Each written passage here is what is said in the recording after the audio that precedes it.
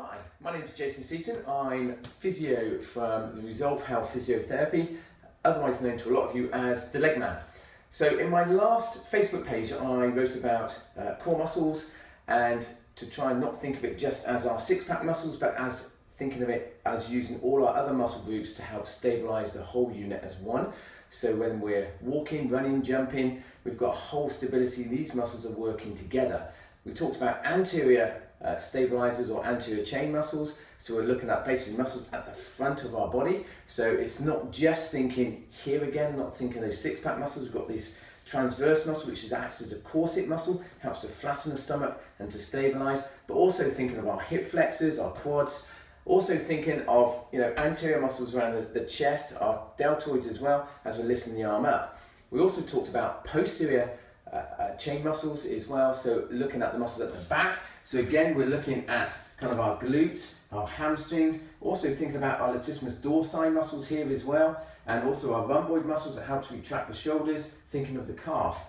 So we're looking at these muscles as a whole to stabilize the body. Now this is just, if you think in a linear plane, in a straight line. What we've got to start thinking now is, we also think this neutral spine. And these muscles will help to keep our spine in a neutral position. So our back should never be completely flat, and it shouldn't be what we call lordosed or got a big curve into the lower part of your lumbar spine. That will tip your pelvis forwards and it'll put strain into your hips, and it'll also give you other aches and pains elsewhere.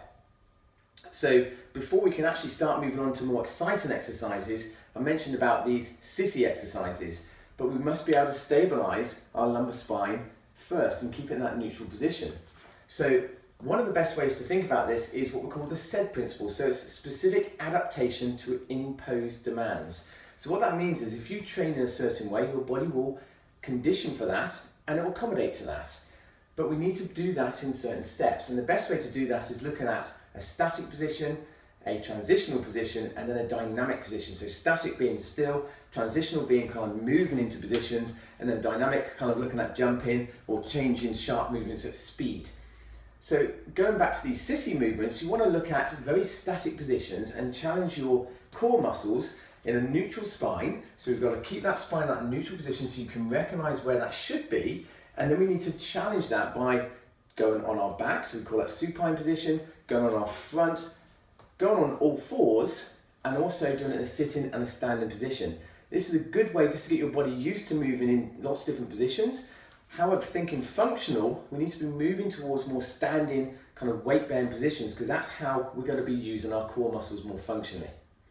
I'll be posting some specific exercises for this, but just thinking again, when you're lifting your arm up or when you're moving your leg up, you just got to think about keeping that neutral spine where it is. As you lift your leg up, the temptation is to kind of curve and to pull your pelvis into what we call a posterior position, so it tips it backwards and you curve through your spine.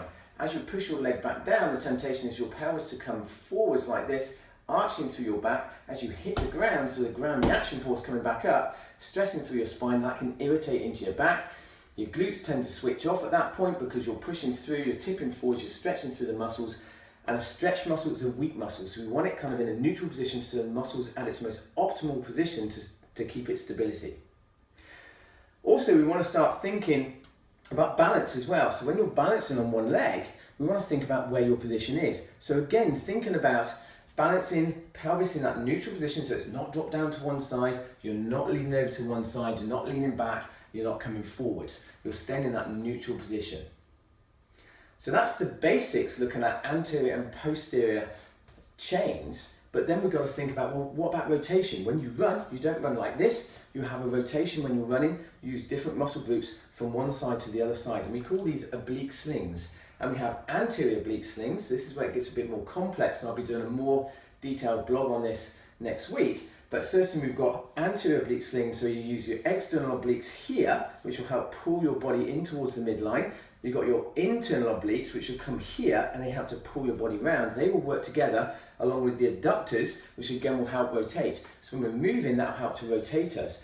However, there's no point doing oblique work if you haven't mastered your neutral spine. Otherwise, you end up doing all this sort of thing, your body becomes out of sync, you end up generating abnormal movement patterns, and that gives you more irritation.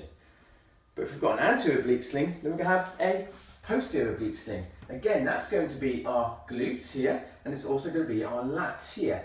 And again, that's going to help to stabilize. So as we hit the ground, the pelvis is going to want to shunt up. If you contract to your lats, the lats muscles basically come onto the top of your pelvis. If they contract, they will keep your pelvis in a neutral position. Your glutes will help stabilize the lower limb, and that will help you to maintain good positioning. But we're going to go on to this in a lot more detail. There's more things to talk about in terms of our oblique slings. And also we have what we call a lateral side, which basically works down the side here. And we have this, what we call deep longitudinal sling, which comes down straight through the middle here as well, which helps for linear movements as well. And they all work together to give us that function. So that's going to be on my next post. Feel free to comment. Let me know if this was useful to you. I will put some exercises down, some basic ones, so our sissy exercises for our anterior and posterior chain muscles, just to start getting you used to challenging that position, whether it's lifting your arm, moving your leg. We'll be doing it in a sitting position, a standing position, and I'll be putting those on this week. Any comments, please feel free to let me know. Take care, see you soon.